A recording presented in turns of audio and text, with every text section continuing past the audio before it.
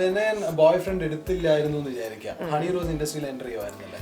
എനിക്കറിയില്ല, കാരണം അത്ര ഒരു ടാലന്റ് ഉള്ള കുട്ടിയൊന്നും അല്ല അഭിനയിക്കാൻ ആ സമയത്ത്. ഒരു ഇപ്പോഴോ അല്ല, ഇപ്പൊ കുറച്ചും കൂടി മെച്ചപ്പെട്ടെന്ന് പറയുന്നു. കുറച്ചും കൂടിയൊക്കെ ആ സമയത്തേക്കാളും കുറച്ചും കൂടി. എപ്പോഴാണ് മനസ്സിലായത് ഹണി എനിക്ക് ഗിയർ ഷിഫ്റ്റ് ചെയ്യാൻ ടൈമായി, അല്ലെങ്കിൽ ഇനി ഞാൻ ഇങ്ങനെയൊന്നും അഭിനയിച്ചിട്ട് കാര്യമില്ല, I need to change my gear? എപ്പോഴാണ് അത്? ഫസ്റ്റ് ഫിലിം തൊട്ട്, ആദ്യം അഭിനയിക്കുന്ന സമയം തൊട്ടിട്ടുണ്ട്. പക്ഷെ നമുക്കത് എങ്ങനെ ചേഞ്ച് ചെയ്യണം നമുക്ക് അറിയാൻ പറ്റണം എന്നില്ല ആ സമയത്ത്. നമ്മൾ കൂടുതൽ മനസ്സിലാക്കും, പിന്നെ ആളുകൾ പറഞ്ഞു തരുന്നത്, അവർ പറയുന്ന എൻ്റെ നെഗറ്റീവ്സ് ഒക്കെ മനസ്സിലാക്കിയിട്ട് അതെല്ലാം പോസിറ്റീവ് ആക്കാൻ ശ്രമിക്കും. ട്രിവാൻഡ്രം ലോഡ്ജ് സംഭവിച്ചില്ലായിരുന്നു എന്ന് വിചാരിക്കാം, അപ്പോ ഹണി റോസ് ആക്ച്വലി എന്തായിരിക്കും? ഞാൻ അങ്ങനെ ആലോചിച്ചിട്ടില്ല. എനിക്കറിയാം ഏതെങ്കിലും ഒരു പടം ഇതുപോലെ എനിക്ക് വരും എന്ന് എനിക്ക് ഉറപ്പുണ്ടായിരുന്നു. ആ ഒരു വിശ്വാസം. അതെ, ഏതെങ്കിലും ഒരു ഹോട്ടൽ വരും, തീർച്ചയായിട്ടും വരും എന്നുള്ളൊരു പ്രതീക്ഷ ഉണ്ടായിരുന്നു. കാരണം എനിക്കത്, എന്നെ സംബന്ധിച്ചിടത്തോളം എൻ്റെ ഒരു കരിയറിൽ എനിക്ക് ഏറ്റവും അത്യാവശ്യമായിട്ടുള്ള ഒരു സമയത്താണ് ട്രിവാൻഡ്രം ലോഡ്ജ് വന്നത്. ദൈവത്തിൻ്റെ ഭാഗത്തു നിന്നായാലും വലിയൊരു സപ്പോർട്ട് എനിക്ക് കിട്ടി. അല്ലായിരുന്നെങ്കിൽ ആ ഒരു പടം വരുമെന്ന് എനിക്ക് തോന്നുന്നില്ല. കാരണം ഞാൻ ആ ഒരു സമയത്ത് ഞാൻ ചെയ്ത പടങ്ങളൊന്നും വിജയമായിരുന്നില്ല, എല്ലാം ഓക്കെ ആവറേജ് അല്ലെങ്കിൽ ബിലോ ആവറേജ് എന്നുള്ള രീതിയിൽ പോയിക്കൊണ്ടിരിക്കുകയായിരുന്നു. പിന്നെ അതിൽ ആളുകൾ അങ്ങനെ അറിയുന്നില്ല, അല്ലെ ചെയ്തത് ശരിയായ അത്രയൊരു അപ്രിസിയേഷൻ ഒന്നും കിട്ടിയിട്ടില്ല. അപ്പോൾ എനിക്കറിയില്ല. സോ ഇത് കഴിഞ്ഞിട്ടാണ്, ട്രിവാൻഡ്രം ലോഡ്ജ് കഴിഞ്ഞിട്ടാണ് എനിക്കൊരു എന്താ പറയുക, ഒരു നല്ലൊരു അവസ്ഥ വന്നത്. ഫെയിലിയർ ആയിട്ടുള്ള മൂവിയുടെ ഹീറോയിൻ ആവുമ്പോഴും ഒരു ജയിക്കുന്ന മൂവിയുടെ ഹീറോയിൻ ആവുമ്പോഴും ഉള്ള വ്യത്യാസം വലിയ വ്യത്യാസമാണ്. അതെങ്ങനെയാണെന്ന് അറിയണം, അതെങ്ങനെ ഇരിക്കും, ഒരു പടം വിജയിച്ചാൽ എങ്ങനെ ഇരിക്കും എന്ന് അറിയണം എന്ന് എനിക്കൊരു ആഗ്രഹം ഉണ്ടായിരുന്നു. അല്ല, അത് ട്രിവാൻഡ്രം ലോഡ്ജിലൂടെയാണ് മനസ്സിലായത്. ഒരു വലിയ ഡിഫറൻസ് ഉണ്ട്. കാരണം അപ്പോഴാണ് ശരിക്കും ഇങ്ങനെ ഒരാളുണ്ട്, അഭിനയിക്കുന്നുണ്ട് എന്ന് ആളുകൾ അറിയുന്നത്, മീഡിയാസിന്റെ ഒരു സപ്പോർട്ട് കിട്ടുന്നു. Honey all of a sudden beautiful മേക്കറിന്റെ കയ്യിൽ കിട്ടിയപ്പോൾ you looked beautiful. What made you beautiful? First എനിക്ക് തോന്നുന്നു ആ സിനിമ വലിയൊരു വിജയമായി എന്നത് തന്നെയായിരിക്കും. പിന്നെ എനിക്കൊരു എന്താ പറയുക, ഒരു ഗെറ്റപ്പ് ചേഞ്ച് ഉണ്ടായിരുന്നു. ഹെയർ ഒന്ന് കേൾ ചെയ്തു, സ്പെക്സ് വെച്ചു, പക്ഷെ വിത്തൗട്ട് മേക്കപ്പിലായിരുന്നു പടം ചെയ്തത്. പിന്നെ എന്താ പറയുക, VKP അവരുടെ ഒരു കഴിവ് ഏറ്റവും സുന്ദരിയാക്കി വെക്കാനുള്ള ഒരു കഴിവുണ്ട്, ഏറ്റവും നന്നായി പെർഫോം ചെയ്യിപ്പിക്കാനുള്ള ഒരു കഴിവുണ്ട്. പിന്നെ അനുവേണ്ട സ്ക്രിപ്റ്റ്, അങ്ങനെ ഒത്തിരി ഉണ്ട് ആ സിനിമയ്ക്ക് പറയാൻ. ഐ തിങ്ക് ഹണി സുന്ദരി ആയതുകൊണ്ട് തന്നെ ഹണി ഒരുപാട് പേര് പ്രേമിക്കുന്നുണ്ട്, ഒരുപാട് പേര് ആരാധിക്കുന്നുണ്ട്. ഇപ്പോൾ സർപ്രൈസ് ആയിട്ട് ഒരാളുണ്ട്.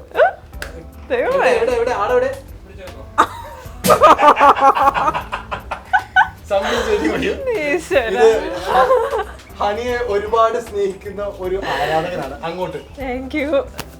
തരുന്നില്ലേ? ഇത് ഹണിക്കുള്ള ലവ് ലെറ്റർ ആണ്. അയ്യോ, ആയിക്കോട്ടെ. ഹലോ, ഒരു സെക്കൻഡ്. ഹണിക്കുള്ള ലവ് ലെറ്റർ ആണ് ഇത്. I think you should read this. ഹണിക്ക് ഇതുവരെ എത്ര പേര് ലവ് ലെറ്റർ തന്നിട്ടുണ്ട്? എനിക്ക് ആരും തന്നിട്ടില്ല. ആരും തന്നിട്ടില്ല? ഫസ്റ്റ് ലവ് ലെറ്റർ ആണോ? അതെ. ഞാൻ ഉറക്കൊന്നും വായിക്കാൻ പോകുന്നില്ല, പതുക്കെ വായിക്കുന്നുള്ളൂ. ഉറക്കം വായിക്കണം. എന്റെ കരളിന്റെ കരളായ കുളിര്. ഇതിനു മുമ്പും പലതവണ പ്രേമിച്ചിട്ടുണ്ടെങ്കിലും പെണ്ണൊരു അത്ഭുതമായി തോന്നിയത് ട്രിവാൻഡ്രം ലോഡ്ജ് കണ്ടപ്പോഴാണ്. നിന്റെ അഴിച്ചിട്ട ചുരുണ്ട മുടിയും കുസൃതി കണ്ണുകളും ആരെയും കൊല്ലുന്ന ചിരിയും അരയന്റെ നടയും പിന്നെ ജയസൂര്യയോട് നീ പറഞ്ഞ എന്നെ വീഴ്ത്തി. അനൂപ് മേനോൻ പറഞ്ഞ പോലെ ഒരാളെ മാത്രം സ്നേഹിക്കാൻ, ഇൻറ്റൻസായി പ്രണയിക്കുവാൻ it demands a mind of quality. എനിക്ക് ആ ക്വാളിറ്റി ഉണ്ടെന്ന് വിശ്വസിക്കുന്നു. അയ്യാ, എവിടെയൊക്കെ ഉണ്ടെന്ന് തോന്നുന്നു. ലോലന്റെ പ്രണയലേഖനത്തോടെ എന്താണ് ഉത്തരം പറയുന്നത്? ഹണി റോസ് ലൈഫിൽ ആദ്യമായി ഞാൻ വേർത്ത് പോയി, എനിക്ക് വയ്യ. ഇത് ഇവിടെ വെച്ചേക്കാം, ഞാൻ ഭദ്രമായിരുന്നോട്ടെ. So thank you Lolan. Thank you. Please. Lolan ലൈഫിൽ ആദ്യമായി ഒരു ഉമ്മ ചോദിച്ചു. അതെ. Will go for a game. ഞാൻ ഹണിക്ക് വേണ്ടി ഒരു ഫോർച്യൂൺ വീൽ റെഡിയാക്കിയിട്ടുണ്ട്. ഇതില് ഹണി ഫോർച്യൂൺ വീൽ തിരിക്കുന്ന സമയത്ത് ഹണി പറയുന്ന നമ്പർ വരികയാണെങ്കിൽ ഹണി ആഗ്രഹിക്കുന്ന കാര്യം നടക്കും. അതിന്റെ തൊട്ടപ്പുറത്തോ ഇപ്പുറത്തോ ആണ് വരുന്നതെങ്കിൽ ഓക്കെ, ഹണിയുടെ കരിയർ സൂപ്പർ ഹിറ്റ് ആയിരിക്കും. അല്ലെങ്കിൽ ഹണിയുടെ അടുത്ത ഫിലിം സൂപ്പർ ഹിറ്റ് ആയിരിക്കും. ഇനി 94.3 അങ്ങനെ ഒരു നമ്പർ ഉണ്ട് ഇതിനകത്ത്. 94.3 ആണ് വരുന്നതെങ്കിൽ ഹണിക്ക് ഈ വർഷം നാഷണൽ അവാർഡ് കിട്ടും. ആയിക്കോട്ടെ.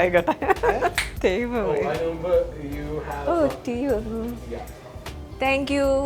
എന്റെ പടത്തിന്റെ പേരാണ്, ഇടയ്ക്കിടയ്ക്ക് പറഞ്ഞേക്കാം. Thank you.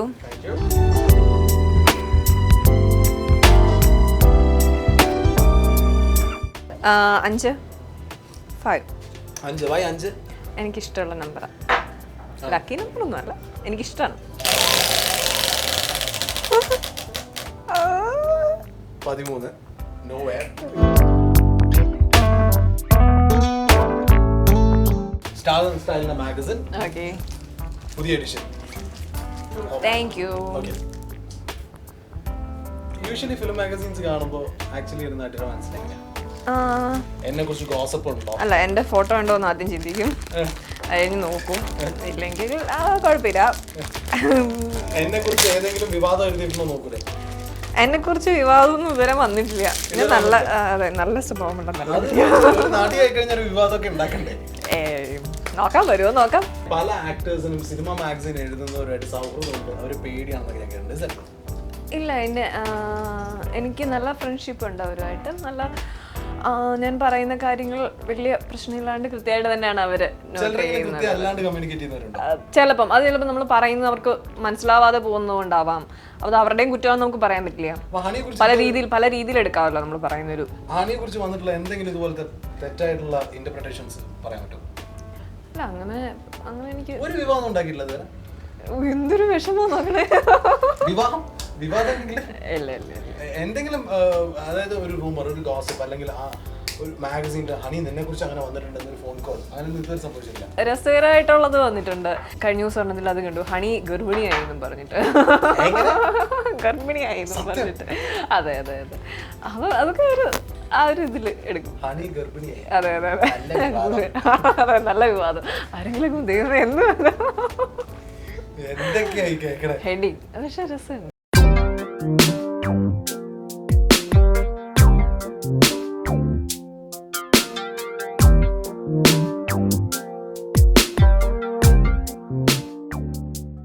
മലയാള സിനിമയിൽ ഒരുപാട് നോയ്സ് ഉണ്ടാക്കിയിട്ടുള്ളൊരു മൂവിയാണ് ട്രിവാൻഡ്രം ലോഡ്ജ്. അപ്പോൾ എൻ്റെ ക്വസ്റ്റ്യൻ എന്ന് പറയുന്നത്, സത്യത്തിൽ ഫാമിലി ആയിട്ട് ഒരുമിച്ചിരുന്ന് കാണാൻ പറ്റുന്ന പടം, പറ്റാത്ത പടം, ഇങ്ങനൊരു വേർതിരിവ് തുടങ്ങിയത് ഈ സിനിമയിൽ ഉണ്ടായ കോലാഹലത്തിലൂടെയാണ്. അങ്ങനെ ഉണ്ടോ? ഫാമിലി ആയിട്ട് ഒരുമിച്ച് കാണാൻ പറ്റാത്ത പടങ്ങളൊക്കെ മലയാളത്തിൽ ഇറങ്ങുന്നുണ്ടോ? എനിക്കറിയില്ല. ട്രിവാൻഡ്രം ലോഡ്ജ് അങ്ങനെ ഫാമിലി ആയിട്ട് പോയി കാണാൻ പറ്റാത്ത പടമൊന്നും അല്ല. ഫാമിലി തന്നെയാണ്. ഞാൻ പടം കാണാൻ പോയപ്പോഴും ഏറ്റവും കൂടുതൽ ഉണ്ടായിരുന്ന ഫാമിലി തന്നെയാണ്. ഫാമിലി പ്രേക്ഷകർ തന്നെയാണ് എൻ്റെ അടുത്ത് കൂടുതലും കമൻസ് പറഞ്ഞിട്ടുള്ളത്. ഞാൻ പടം കണ്ടിരുന്നു, ഞങ്ങൾ പടം കണ്ടു, നന്നായിട്ടുണ്ട് എന്ന് അവർ തന്നെയാണ് അഭിപ്രായം പറഞ്ഞിരിക്കുന്നത്. പിന്നെ കുറച്ച് പേർക്ക് അഭിപ്രായ വ്യത്യാസം കാണാതിരിക്കാം, അതല്ലാതെ എല്ലാവരും ആ പടം വലിയൊരു വിജയമാണ്. വീട്ടിൽ ഏതെങ്കിലും ഒരു സീൻ വന്നു കഴിഞ്ഞാൽ അച്ഛൻ കാണുന്നു എന്ന് പറഞ്ഞ ചാനൽ മാറ്റാറുണ്ടോ? ഇല്ല, ഇതുവരെ മാറ്റിയിട്ടില്ല. സ്ക്രീനിൽ ഫ്രണ്ട്സ് കിസ് കാണുകയാണെങ്കിൽ അല്ല, അങ്ങനെ ഇപ്പൊ നമ്മുടെ മലയാള സിനിമകളിലൊന്നും ഇല്ലല്ലോ. ടിവിയിൽ ഒരു സീൻ കാണുക, അങ്ങനെ വന്നു കഴിഞ്ഞാൽ വെക്കാറില്ല. മാറ്റും. അച്ഛൻ ഉള്ളത് കൊണ്ട് മാറ്റും. അല്ല, എനിക്ക് മാറ്റും. അങ്ങനെ വന്നാൽ മാറ്റും. അച്ഛൻ ഇല്ലെങ്കിൽ മാറ്റും. മേ ബി, എനിക്കറിയില്ല, ചിലപ്പോ. അല്ല, അതൊരു മോശം കാര്യമൊന്നും അല്ല. അത് കേരള സമൂഹത്തിന്റെ ഏറ്റവും വലിയ പ്രശ്നം എനിക്ക് തോന്നുന്നത്. ഇവിടെ നമ്മൾ അയ്യോ ഒരു കിസ് ചെയ്യുന്ന ഒരു സീൻ കണ്ടു എന്ന് വെച്ചാൽ ഭയങ്കര ഒന്നും കാണാൻ പറ്റില്ല, അത് ഭയങ്കര പ്രശ്നമാണ്. ചിലപ്പോൾ നമുക്ക് ഓക്കെ അത് സഫീമല്ല എന്നുണ്ടെങ്കിൽ നമ്മൾ മാറ്റുമായിരിക്കാം. അതൊരു വൾഗർന്നല്ലാത്ത ഒരു രീതിയിലാണ്, ഒരു നല്ല സിനിമയുടെ ഭാഗമായിട്ടാണ് അത് വരുന്നതെങ്കിൽ, അത്യാവശ്യമാണെങ്കിൽ ചിലപ്പോൾ നമ്മളത് കാണും. അത് അവിടെ കേരളത്തിലാണ് പീഡനങ്ങൾ ആഴ്ചയിൽ ഡെയിലി എന്നുള്ള രീതിയിൽ നമ്മൾ കേട്ടുകൊണ്ടിരിക്കുന്ന ഒരു കാര്യമാണ്. അപ്പം എല്ലാവരും അത്ര മാന്യന്മാരാണെങ്കിൽ ഇങ്ങനെയൊക്കെ ഉണ്ടാവോ? എനിക്കറിയില്ല. മാന്യന്മാരുടെ നാടല്ല കേരളം എന്ന് പറയുന്നു.